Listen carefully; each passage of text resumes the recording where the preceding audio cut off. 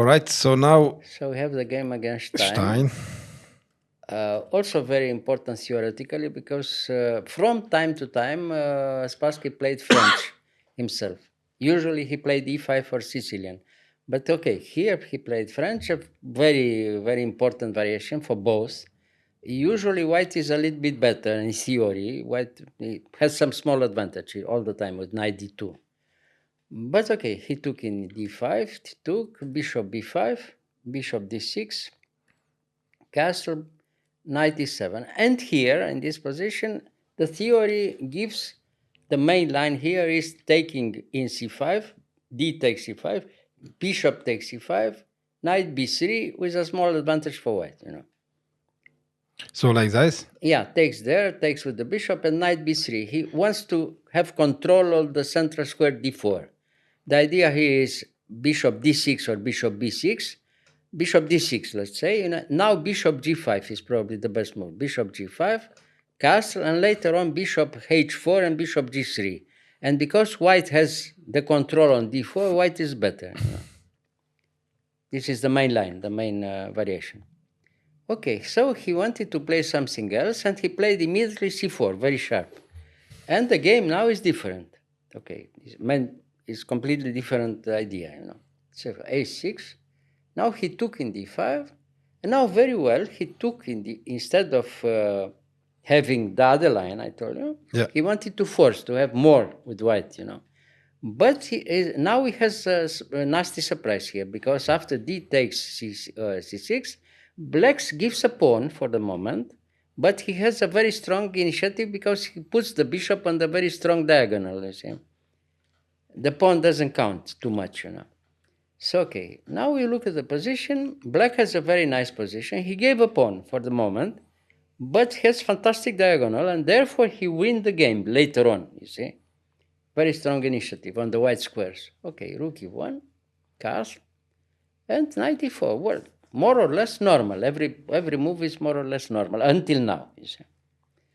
Okay, rook e8, and bishop g5. All right, okay. So he gives us the bishop? Well, he gives the bishop, but even if he takes in d6, which is probably okay, he takes back with the queen. The pawn is not important because you can't do anything for the moment with pawn up. And later on, in any position, he can take back the pawn, or he can continue the idea, rook d8, knight f5, and so on. Better for black. Black has something, and white doesn't have anything. He has to wait and see what happens, with the pawn up for the moment. But the initiative is for black, here. So, all right, after f6, okay, what to do? Bishop back, and now, very simple, knight f5. Now the last moment. If you take in d6, anyway, black is better, because the pawn is already attacked twice in d4. If he can take the pawn back later on with the knight in d4, the initiative is very strong, you see. So, okay, he tries to resist, give the pawn back in some other position. But now black can go back with the bishop and keeps the black bishop. For the moment, he has two bishops. And what to do? Now he has the possibility to come back, to take the pawn in d4 without giving you the bishop from d6. Giving you the chance to trade the bishop. So now it's clearly better for black. So rook e2, and he took, and queen takes d4. And now he had the idea to centralize immediately. That was the idea, to come immediately into play with the other rook. Yeah. And it seems that white has more or less a normal position here, But now it comes a very nasty surprise. f5, f5. It seemed that f5 is not possible because of this move, but black can take back, of course, with the queen. Rook takes. Okay. Because he lost the exchange. No, he sacrificed the exchange, and now queen g6. Now he wants to take the rook there, and he threatens mate in g2. Therefore, everything is forced. Now you have to take with check in f8, because otherwise you lose material. It's finished for white. There's no move. Now, okay, look at the position. We have this last position where black could take back the pawn, but it has a fantastic initiative here. So white is probably lost already, because the the white diagonal is terrible. If you play g3 after queen c6, you resign, mate. Ah.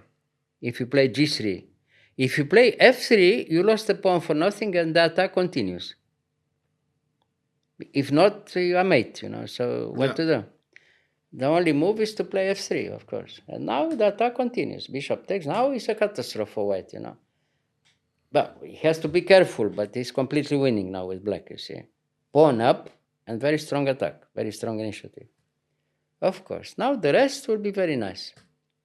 Very beautiful until the end, The difference, you see, the white bishop against the black bishop, but with some very strong attacking chances for black, The king is bad in g1, and black has a very strong initiative, almost decisive.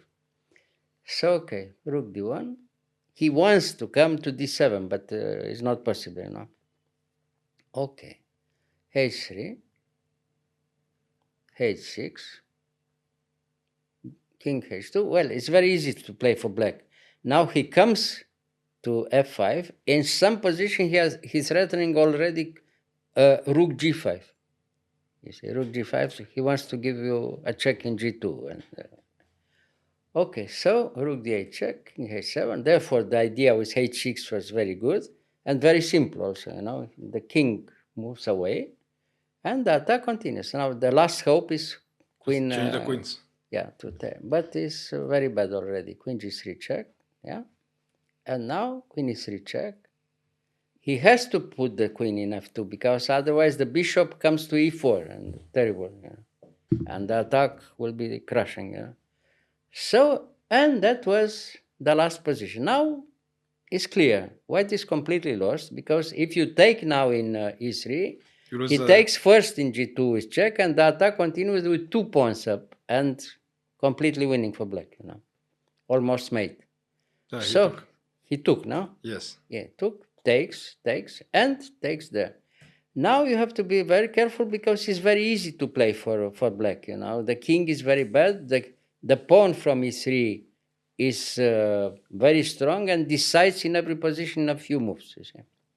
So rook d6, okay, bishop e4, rook d4. And now what? Bishop f3, and there. And now he gave check in e2, yeah? There, king e1. He resigned here. He resigned. Why? Because now after king e1, rook check in g1, king f2, rook f1 check. And now what to do? If you go to g3, for instance, yeah, the bishop goes to d5 and queen later on and finished.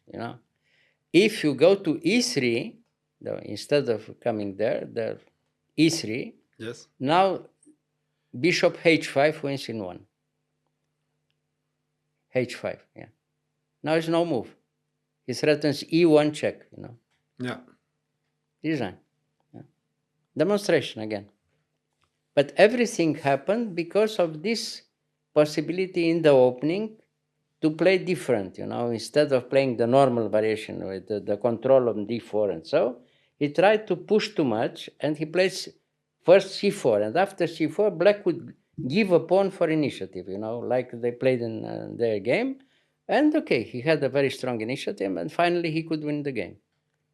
Beautiful, Beautiful because it was between humans, I mean, not True. computer, Yes. And therefore it was very beautiful. Very nice. Thank you, very Mr. instructive game. Yeah. Thank you. Between two very strong grandmasters. All right. Thank you.